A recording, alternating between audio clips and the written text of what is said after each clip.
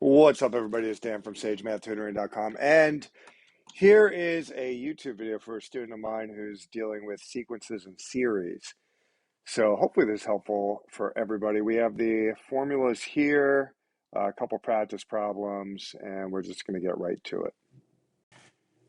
Okay, so looking at problem number 10, find the 30th term of the arithmetic sequence. Well, first of all, it's an arithmetic sequence, so we know we're going to be dealing with this right here, okay? And they're asking for the 30th term. They're not asking for the sum. They're asking for the 30th term. So we are going to be using this formula here, where it's a sub n equals a sub 1 plus n minus 1 times d. And we are clearly looking for a sub 30. And of course, we would need a sub 1, which is given. That would be 3. Plus n minus 1 now. N minus 1, n is the number of terms you're dealing with. Well, we're dealing with 30 terms, so that's going to be 30 minus 1. And then d, in this case, is 4. That's the distance between each term in the sequence. So at this point, pretty straightforward. It's just going to be 3 plus 29 times 4, and that happens to be 119. All right, so that one's very, very straightforward. Problem number 11. Let's take a look at that one. Problem number 11. This one is significantly less straightforward. It is the case that it's still an arithmetic sequence, so we would be using this. But the problem is we don't have a sub 1, and we don't have d either. Now, at the end of the day, we are looking for the 30th term, so we could say that. And it is the case that it's 29 right here, so it's going to be 29d. But clearly we need a sub 1 and we need d. Now we don't have either of those, so we're going to have to go on a separate mission to figure those out. So basically, I would advocate setting up two separate equations. One of them says a sub 4 equals a sub 1. Actually, I would say a sub 4 equals what we know it to equal, which is 10, according to that piece of information, which, by the way, also equals a sub 1 plus, in this case, it would be 4 minus 1. Okay, I'll just write that, 4 minus 1 times d. So, in other words, we know that a sub 1 plus 3d equals this 10 right here, okay? So that's helpful information.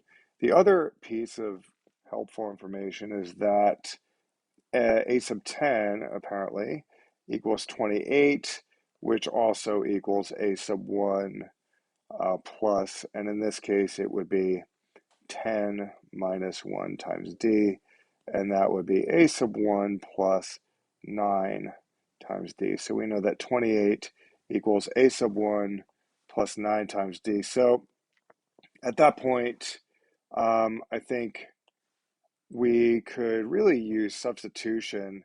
I'm going to actually opt for sort of solving for a sub 1 in each of these. A sub 1 would equal 3d, actually it would equal 10 minus 3d. And a sub 1 over here would equal 28 minus 9d. And at that point, we could just set those two equations equal to each other. And that would, at the very least, give us d. So that's helpful. We're looking at, if I was to add 9d to both sides, I would have 6d over here. If I was to subtract 10 from both sides, I would have 18 over here, and therefore d equals 3. So that's most definitely helpful. We found d, so let's update this. Right? We know it's going to be 29 times 3 over here. We still have to find out what a sub 1 is. Well, the good news is this was a system of equations, and we already found what d was, so we could just plug 3 back in for d into either of these two equations, and we should be good to go. I'm going to use this one. So we have a sub 1 equals 10 minus 3 times 3. And it looks like a sub 1 is therefore going to equal 1. So let's update this. It's going to be 1 plus 29 times 3, and that equals 88 right there. Okay, so that's how you do that one. Okay, now looking at the final problem, at least on this page. Let's see here. Find the formula for the arithmetic sequence and find the sum of the first 20 terms of the sequence. Okay, find a formula for the arithmetic sequence. Okay, well, I would say that first question most definitely is going to be a matter of using this guy and just updating it with any new information we discover. So they want sort of a generalized formula for this scenario. So I'm going to say a sub n equals a sub 1, which we all know is 100. So far we know it's going to be 100 plus n minus 1 times d, but clearly we need d, right? If we had d, then we would officially have a formula for this particular arithmetic sequence. So we have to go on this separate mission to find out what d is. Now, I think that part's going to be relatively similar to what we just did, where really we can set up two equations, I guess. So we're looking at a sub 1 equals 100. Actually, you know what? We don't need two equations now that I'm seeing it. We just need this piece of information. So in other words, a sub 3 equals definitely 100 plus 3 minus 1 times d. And by the way, we also know what that equals. That equals 28. All right, so we have this kind of chain here. At the end of the day, we just need this part. Okay. Therefore, we're looking at 100 plus 2d equals 28. Not bad, right?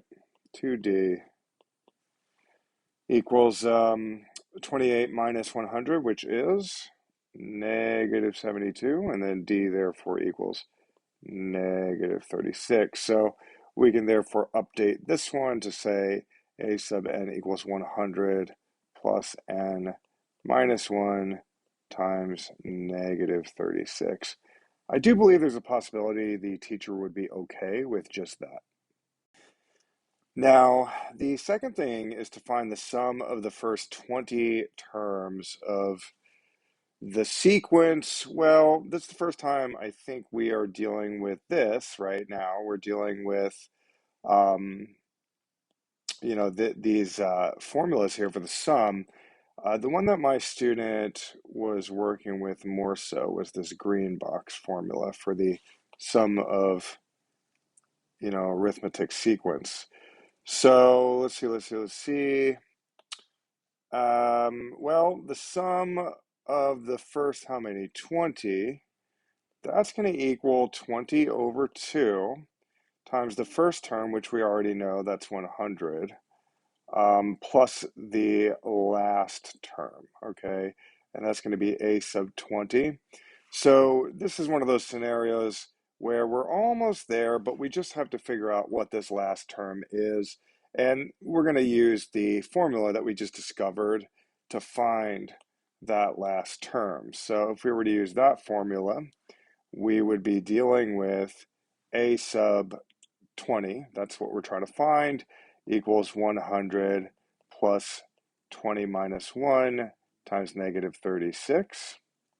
And that is 100 plus, of course, 19 times negative 36. And that would be negative 584. So now we know what a sub 20 is, which means we can now update this. So the sum of the first 20 terms would be 20 over 2 is just 10. So I'll just write that. It's going to be 100 plus, and we can say negative 584. And that, when you sort of calculate all that, would be negative 4840.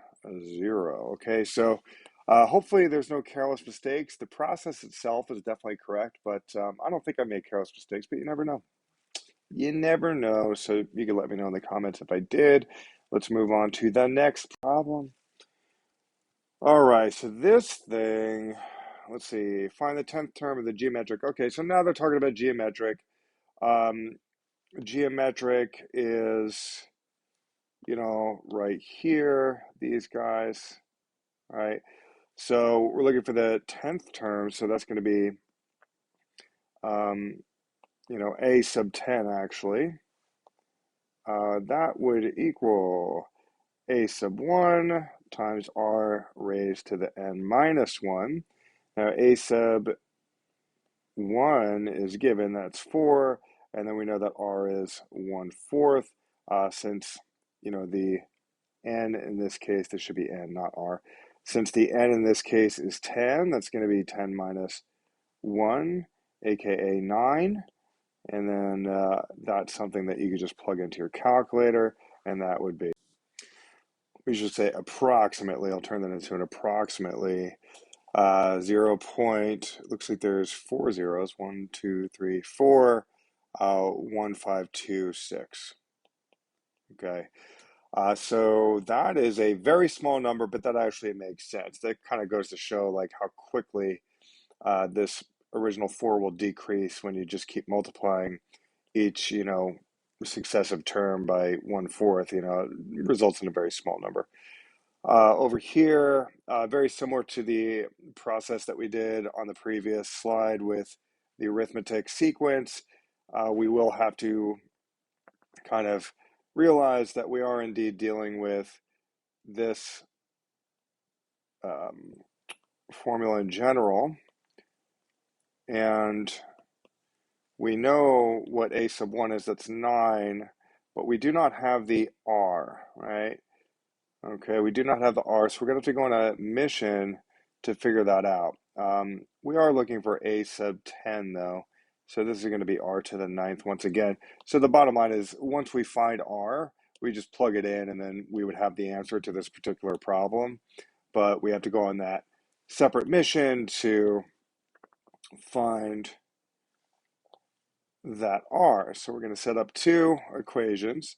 One of them features, actually, you know what? All we need is, we need just one equation. Now that I'm thinking about it, we just need one equation. So that's going to be a sub 3 apparently equals 4, which, by the way, equals 9 times r raised to the 3 minus 1, which is 2. So really what we're dealing with is this. So therefore, we are looking at 4 over 9 equals r squared. So r equals 2/3. Now, could it be plus minus 2/3? Let's see. I don't know. So we're just going to go with this, though, for now. We're going to imagine it's just positive 2/3. So therefore, let's see what happens here. We have 9 times 2/3 raised to the 9. Yeah, I think this could be plus minus 2/3, to be honest. I think both would actually work. Yeah, both could work. So I'm going to say this could be plus minus. Because remember, we take the square root of both of these, you should say plus minus. So for my student at home, just acknowledge that could be plus minus, pretty sure about that, but just take a look at what your teacher says. The teacher wants here. I don't know if the teacher cares about the negative one, but that's just something for you to double check. Let's just focus on it being positive for now. We're just going to calculate this in the calculator. So that right there becomes 0.234. All right, and we could do the approximation symbols. So feel pretty good about that one. That would be the 10th term of the sequence. And if it's the case that the 2/3 was negative in that last problem, I believe the answer would have been the same number, but it would have been negative. All right, so that's just something to keep in mind and just double check. Find a formula for the geometric sequence and find the sum of the first 20 terms. Okay, so the formula would be certainly a sub n equals a sub 1 times r raised to the n minus 1. We already have a sub 1, that is 16. So we have to go on a separate mission to find out what the r is. And that should not be too hard because we know that a sub 2 equals negative 8. And that equals a sub 1, which is 16, times r raised to the 2 minus 1, which is just 1. So therefore we are focusing on this yellow box here, and then we have r to the first power equals negative 1/2. So we just found r, so therefore the generalized equation would be 16 times negative 1/2 raised to the n minus 1. And then they say, what's the sum of the first 20 terms? Well, the sum of terms for a geometric sequence would be this right here. So we're going to just write that to kind of remind ourselves. And we're looking for the sum of the first 20. But I'll just write the general first. So we have a sub 1 times 1 minus r raised to the n all over 1 minus r. Now, seeing as how we're looking for the sum of the first 20, that would be s sub 20 equals the first term in the sequence, which we already know, this is 15, right, is 16. So it's going to be 16 times 1 minus whatever r is, and it's going to be r to the 20, though, for sure.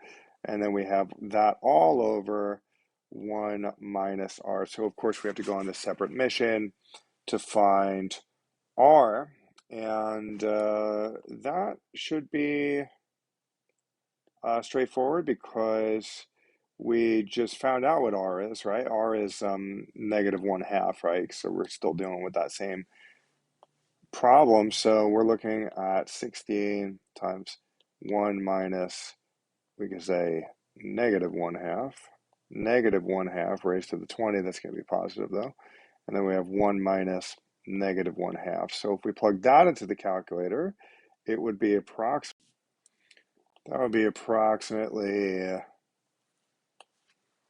10.66. You know, and kind of repeats from there, but basically that. So does that make sense? Does that make sense? Let's see. Start at 16. That one's negative 8. Yeah, and it does oscillate between positive and negative, positive and negative. But the sum itself, this is the sum. Okay. Yeah, so that should check out. The process most definitely is correct. Okay, so that is problem number 15. Let's look at the next problem, which is, of course, problem number 16. So, problem number 16. We want to find the formula first, so we're looking at this formula, a sub n equals a sub 1 times r raised to the n minus 1. Now, unfortunately, we do not have either a sub 1 and we do not have r either, so we have to go on that separate mission. We do know that a sub 3 equals 6, and that equals a sub 1 times r to the 3 minus 1, which is 2. So that's an equation that we could use. We also know that a sub 4 equals 1, and that equals a sub 1 times r raised to the 4 minus 1, which is 3. So that's an equation that we could use as well. It is the case that if we were to solve for a sub 1 here, it would be 6 all over r squared. If we were to solve for a sub 1 over here, that would be 1 over r cubed. So let's set those two things equal to each other. We are looking at 6 over r squared equals 1 over r cubed, and that would be 6r cubed equals r squared. I do believe we could divide both sides by r squared. That would give us 6r equals 1, and then r would therefore equal 1/6, and then we would be happy with that. Now we could use that new r, we'll just use this one. We know that 1 equals a sub 1 times 1/6 raised to the third power. So therefore 1 equals a sub 1 times 1 over 216. And therefore a sub 1 actually equals 216. So great. Now we are ready to write the equation. We have our r, we have our 216. So we're looking at a general equation. A sub n equals 216 times 1/6 raised to the n minus 1. So that's the formula, we could say, for the geometric sequence. Okay, so far so good. Let's see what else they want. They also want the sum of the first 20 terms. Well, once again, that's given by this formula right here. So let's just begin to construct it. Even if you're not exactly sure what to do, just construct what you do know. A sub 1 we already know is 216, so that goes right here. And then we're going to have 1 minus r to the 20th. Well, r we know as well, that's 1/6. It's going to be that to the 20th. And then that's going to be all over 1 minus r. So that's going to be all over 1 minus 1/6. So that is a beautiful thing to just plug into your calculator. And when you do, that's going to give you approximately 259.2. Okay, so that is problem number 16. Okay, so these are sort of a different species of problems that would require you using these formulas here. So this can be a little confusing. Bottom line is, anytime you have this structure, you can really just rely on this formula here, where whatever this number up top goes into the end position, and you just work all that out, okay? If you had this structure where it's something raised to the fifth power, then you would rely on this structure here.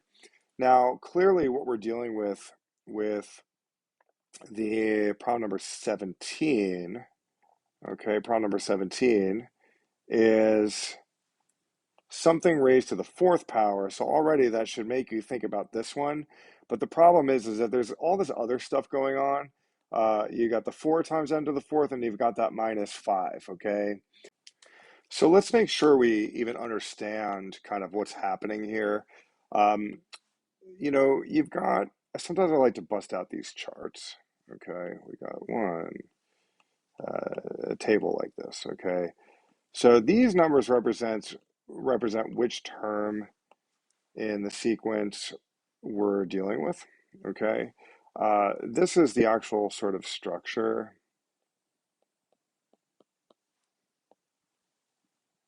okay? And then this is the output. So the structure in this one would be 4 times 1 to the fourth minus 5.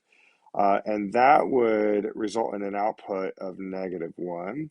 This one would be 4 times 2 to the fourth minus 5.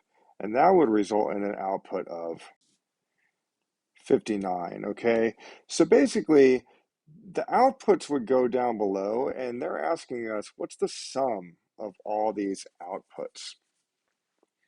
Well, one thing that we can see for sure, let's just make a mental note, is that we're going to be adding, if you think about it, there's going to be something with -5, -5, -5, right? It's going to be something like that each time.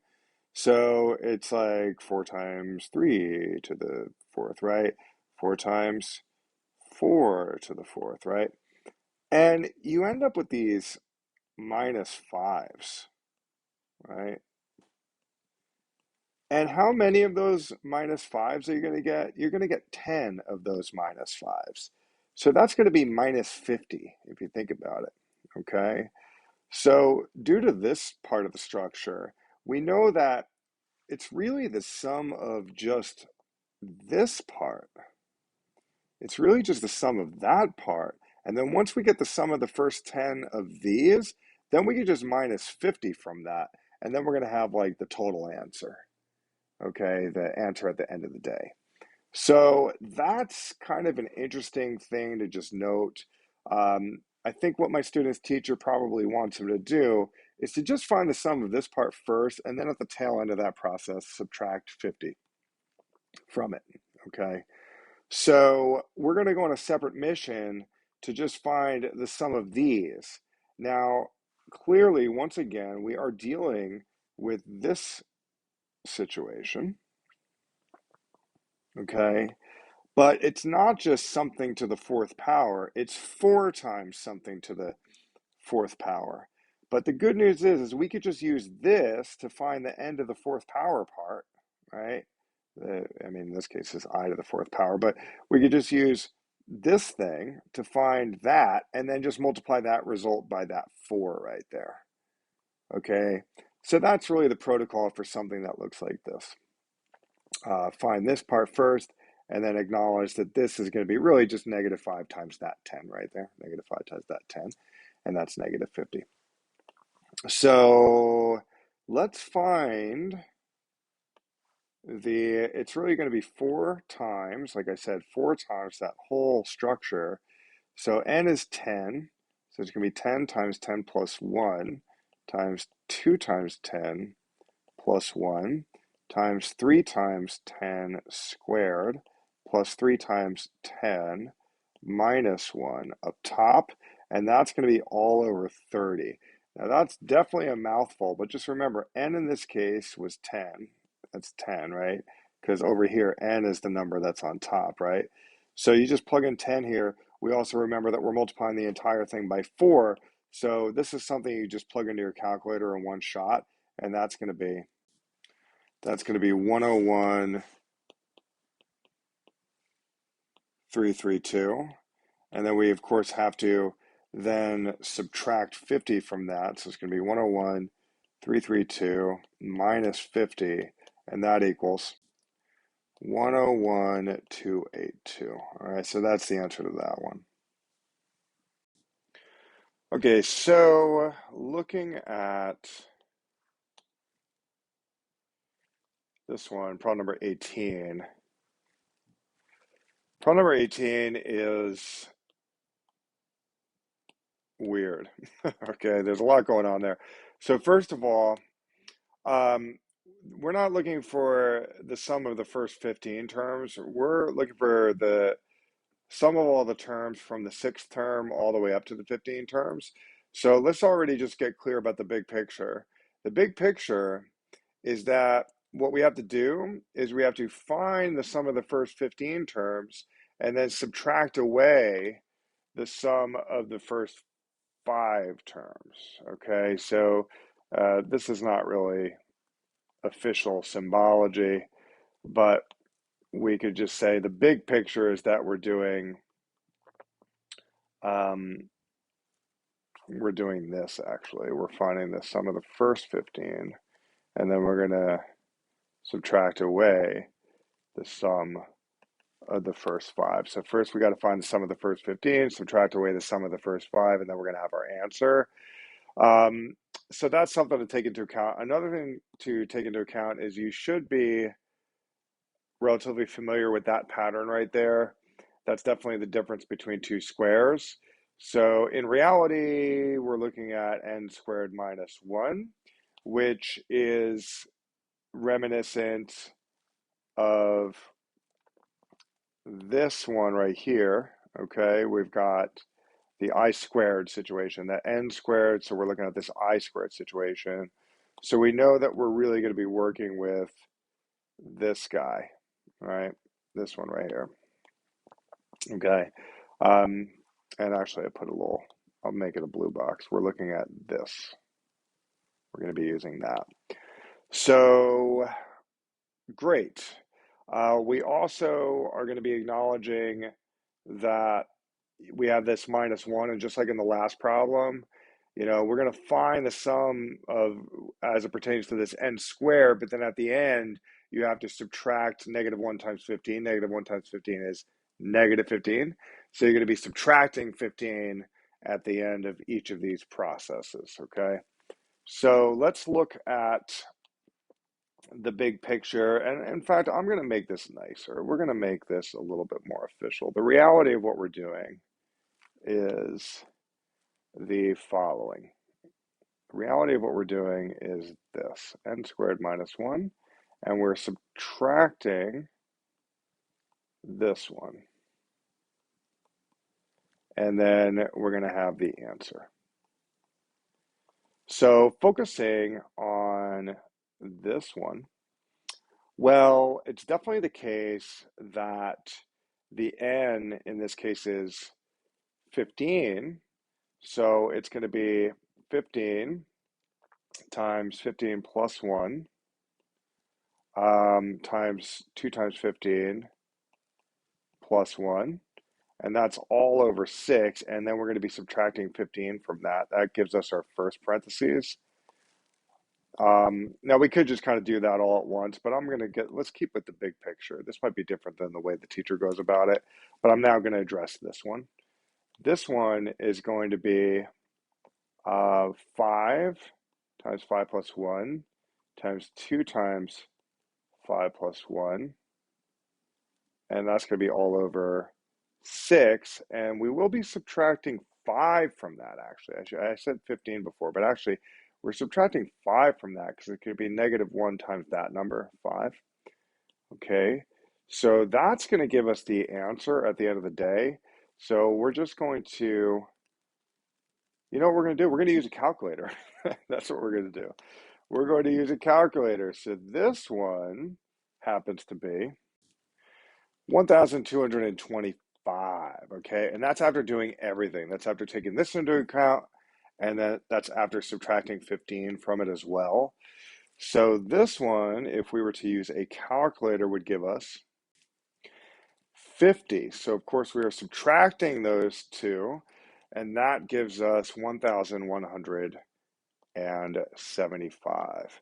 Okay, so that's how to do that one. All right.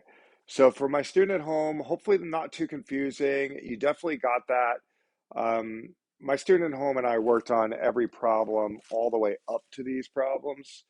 And for my student at home, I would just encourage you, definitely check your notes, check your work for the earlier problems. Those earlier problems were no joke, especially the ones that sort of ask us to construct these guys. I say just get very used to the various structures that you're going to have to deal with, and then just kind of take it from there. So anyway, good luck to my student. Good luck to you guys at home, watching this.